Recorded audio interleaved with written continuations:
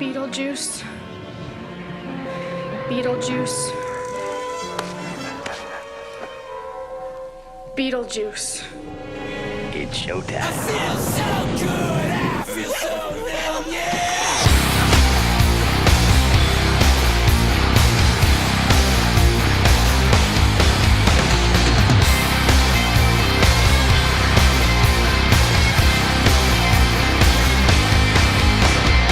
Back in the sun, what have I done? I feel so bad, I feel so numb, yeah. Back in the sun, what have I done? I feel so good, I feel so numb, yeah.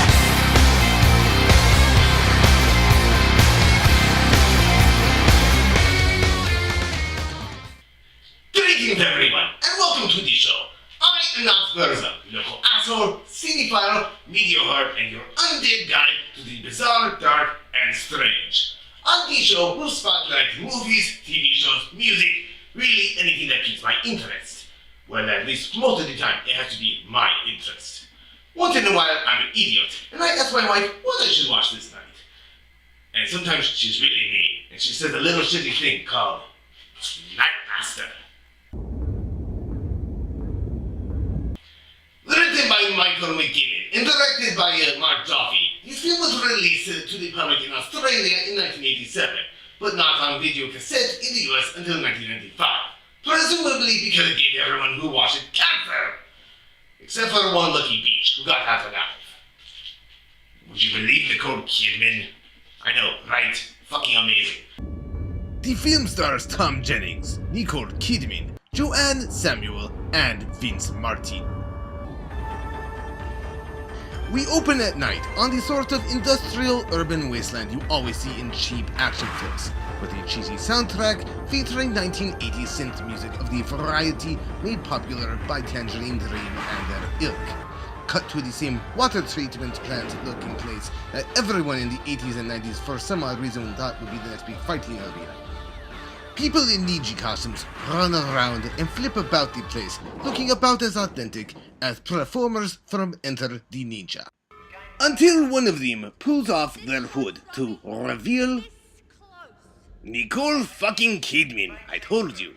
You see, back then she was a redhead with fiery curly hair, a look, by the way, which suits her much better than the blonde ice cream bitch thing she's currently working. I especially get a kick out of how serious this movie tries to be right from the start. It's proud of itself, with the kids all sitting in a row dressed like real ninjas, which is funny because they never use ninjutsu in this film. Then Robbie and his coach Beck give each other the come fuck me eyes, and we know it's time for our next scene. In this scene, we are introduced to the good teacher, Miss Spain, who is rocking the double sweater combination harder than the 80s has ever rocked it. She also gives the kids shit about spending too much time in their karate class and not enough time on their homework. The kids clearly don't give a shit, as Coach Beck is kind of their god. We are clearly in some sort of dystopian near future or an alternate present day, because the school has ominous security-style messages broadcast all over the place, or at least over the loudspeakers, and everyone in the class is dressed in either black or white, or some combination of the two. There's no real exceptions, except you'll notice for Miss Spain, who's trying to protect her young students. She makes up for the lack of color elsewhere in the movie by sporting all your favorite 80s colors all at once, layers of purple, turquoise, and cerise. She then goes and speaks with Mr. Beck.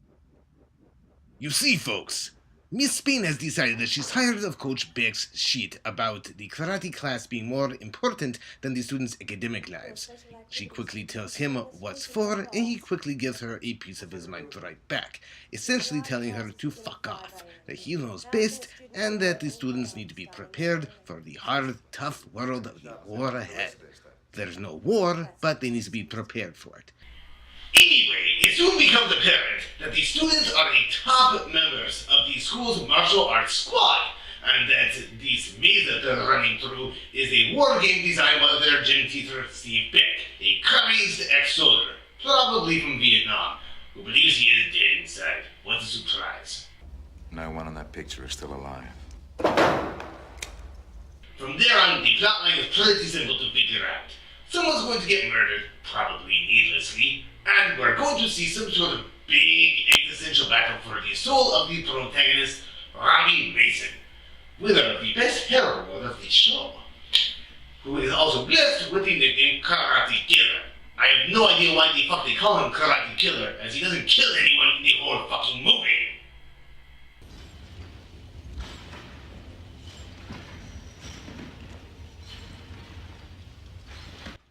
In the next scene, we see Nicole Kidman literally trying to escape from the film, until she is approached by Robbie, who decides to awkwardly flirt with her, much like real teenagers would. What do you reckon Spain wanted from Pete today? What do they all want? More homework. Now, she told me once I'm in danger of falling behind.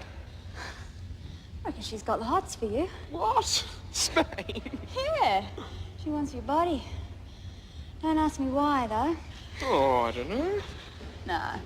No, it can't be your body. I mean, let's face it, she could have anyone she wanted. Look, Burn! Yeah. She's pretty, don't you think? Pretty. You've got some competition there. Immediately following this, Coach Beck interrupts the two lovebirds session and decides to be cocky. He suggests that Robbie should team up with Amy for the competition, but Amy gets the fuck out of there knowing that she is the stronger of the two. The next scene of the movie features the kids hanging out at a pub, which I recorded my reaction to before realizing that the legal drinking age in Australia is in fact 18. Still kinda fucking weird to have all the kids hanging out there. A lot of the early action takes place in a pub, again set inside of a derelict warehouse. These things are all over the fucking place in the 80s, you see. It also happens to apparently be where Robbie lives. Again, how the fuck old are these kids? About as old as the original fucking Power Rangers, I tell you that right now.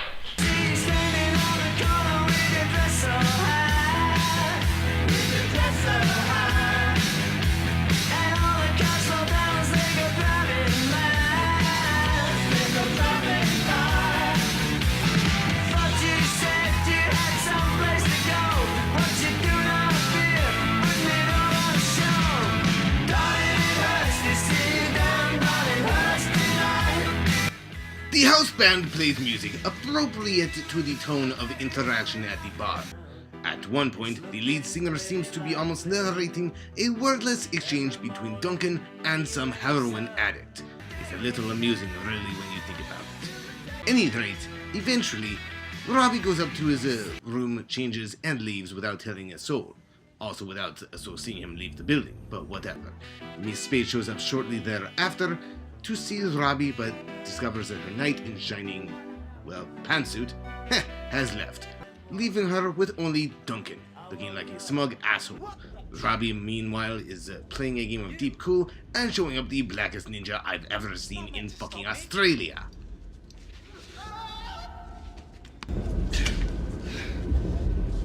It's twice in one day. You're gonna have to start looking after yourself a lot better. I won't always be around you then. The next day, Brian shows up to school with paint on his face, which of course draws the attention of Miss Spain. While she interrogates Brian about his new makeup, the friends chat outside with Robbie about how their fun little karate class is becoming too dark and serious and concerning for many of the members. Miss Spain finds out about Deep Cool and asks Robbie what it's about, even though in my humble opinion she still just wants his dick. What is deep cool? That's not exactly the answer I was after. Deep cool. It's nothing. It's a badge. She talks with Robbie about how the karate class is really just war games and is more of a negative outlet than anything else for her students. She's concerned about them and his personal relationship with Coach Beck, which she questions even though it's pretty obvious that she has a sordid past with him. Slut. Amy then seeks out Miss Spain to complain that being a kid is hard, she doesn't want to grow up and still wants to be a Toys R Us kid. Oh, Amy, you surprised me. Miss Spain, it's got nothing to do with you. I'm sorry, Amy, I don't understand. Why can't you just leave us alone? You're older than us. You can do whatever you want. Amy, I'm sorry. What is it that I can do that you can't? Go anywhere, anytime. can take him. Take who? Look, just leave us to ourselves. It's not fair if we can't have something of our own. In the next scene, we see Robbie arriving home at the bar. Seriously, how old are these fucking students? They appear to be about as old as the original cast of Beverly Hills 90210. Yeah, I know, I just dated myself. Robbie finds out that someone matching Miss Spain's description was seen last night at the bar looking for him. However, he doesn't realize that Miss Spain has a thing for him and assumes that she was there to see Duncan. In the next scene, Amy shows up and grows a spine. She begins shit-talking Robbie about how she's going to dethrone him at Deep Cool and take over his spot as team captain. Oh, such a sassy flirt. Robbie talks up a good game, saying he's been the champion forever, and a teammate mentions he's been on the top for too long. We also see the return, unfortunately, of Duncan, who just wants to punk the boys around and screw with Amy's head. Apparently, everyone's a sucker for a redhead. However, the boys confront him, tell him to get lost, and he runs away like a frightened puppy with his tail between his legs. Well, righty then. It's finally time for Robbie and Mr. Beck to work out their sexual tensions as they bang hard, with kendo sticks, of course. After this, Robbie takes the opportunity to clean himself up, which means that he stays late enough at the gym to see Mr. Beck and Duncan alone. You know, when I started this review, I wanted to be funny. I wanted to make you laugh. But I can't. I can't do it this time. There's nothing funny in this fucking movie. It feels like the thing's chopped up. It feels as if there's about 15 minutes of missing footage in this film, instead letting it completely ride on the drama of the show instead of the actual martial arts action, which is what we are promised by the box. We then cut back to Robbie, alone in his loft. It's interesting to note a few things in this scene. His loft, which is obviously big enough for two people, is nearly bare except for the essentials. He's got a TV, small stereo, some books, a couple of movies, apparently a laserdisc player, and a bed. There's a single bare bulb hanging from the ceiling. And you notice that all this stuff is grouped into one part of his room too, as if to accentuate how much of a loner he is. The room is really a reflection of Robbie himself.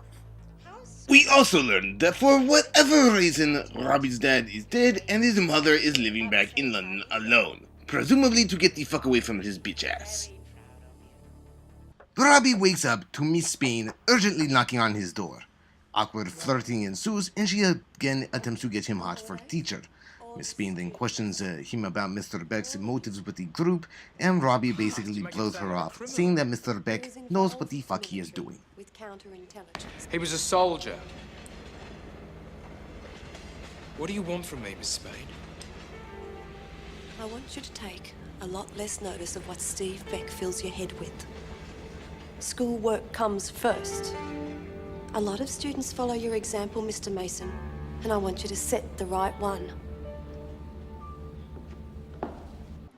Cut to the next day, and all the kids, who are again about as old as the cast for the original Mighty Morphin Power Rangers, are complaining about the excessive heat while talking shit to each other in regards to the upcoming karate tournament. And I would like to point out that we're now about halfway through this piece of shit film, and nothing else literally at all is taking place at the school. Have you all noticed that? No basketball games, no football games, nothing like that. Not even any rugby. You would think that there would at least be rugby. This is Australia, after all. The kids sit around and espouse about their abilities as martial artists to one another. Duncan enters the scene to give Robbie more shit about being the karate killer. You would think by now that Duncan would know he's going to get his ass handed to him by Robbie for approaching the man and insulting him. However, he's a little dumb and hasn't figured it out yet. I especially like in this scene how the good knight is literally wearing white and the bad knight is very literally wearing black. Ooh, artsy. You gonna make me? Robbie, stop it! What are you doing?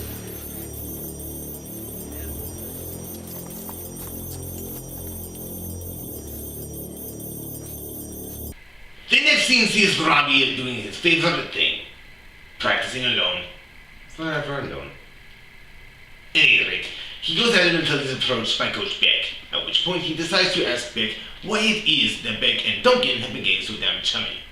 He explains to Coach Beck that he personally has seen Beck and Duncan meeting at the school, and that he's heard from a reputable source that Duncan has been skulking around the bar. He does happen to leave out the part where Duncan has obviously been dealing heroin, but I guess I digress now.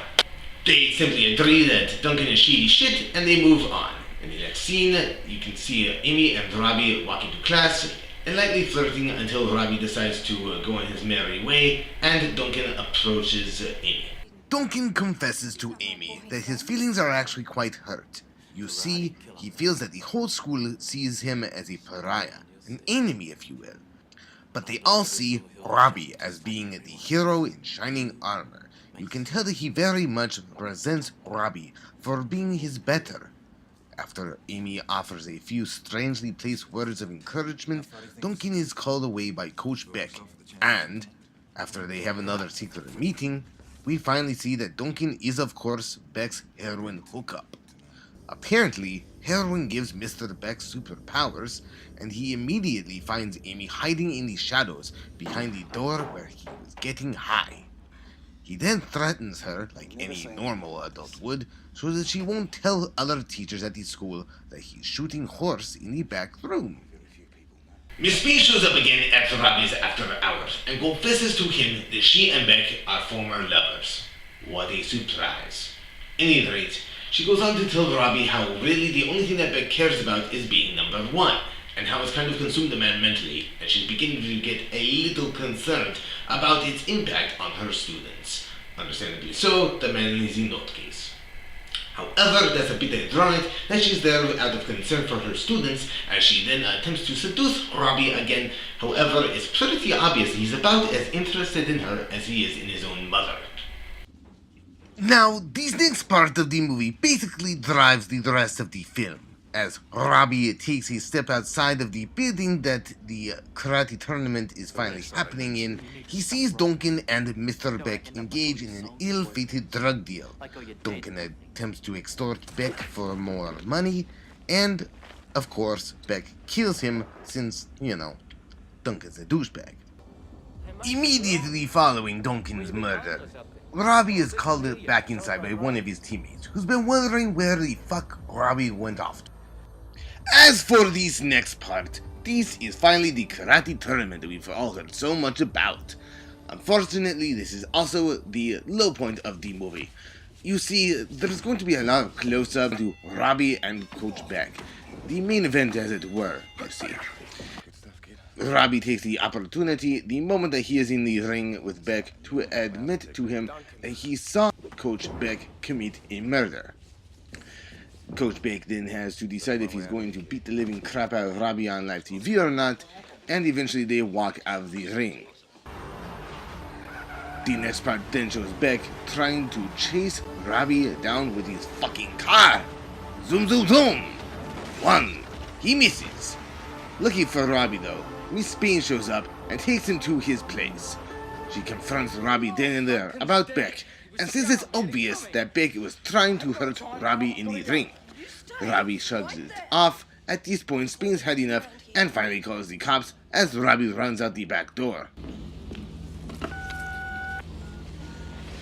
Hello, police? Yes, an emergency. Clouds. Above clouds. And hurry.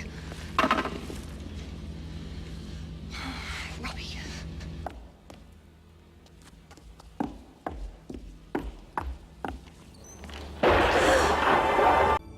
Robbie goes back to the only place where he really feels comfortable anymore.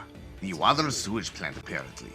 At any rate, I know it's the Silver Deep Cool. No one cares. It looks like a fucking water sewage treatment plant. Beck shows up not much after Robbie does, and we then see Coach Beck nail a student in the chest with a knife, a little bit like Mark McGuire with a ball. It's at this point but the kids realize something is wrong and Beck is trying to kill Robbie, so they abandon the game and go to Robbie's aid. The cops show up not much after. The chopper has finally arrived, and Big and Robbie are about to have their showdown. But we all know at this point it doesn't really matter. Beck is going to go down for murder one way or the other. He's a man with nothing to lose. And so we have the final battle in Nightmaster.